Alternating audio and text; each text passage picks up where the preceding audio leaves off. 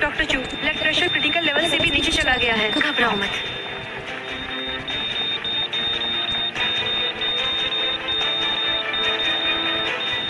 कमाल हो गया डॉक्टर, मरीज की धड़कन फिर से चलने लगी। चलो ये सफल रहा, आखिरकार अब थोड़ी राहत मिलेगी।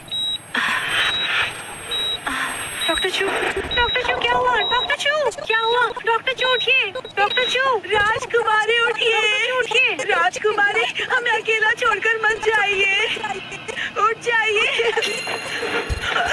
सर में दर्द हो रहा है और भूख भी लग रही है। भुनी मुर्गी।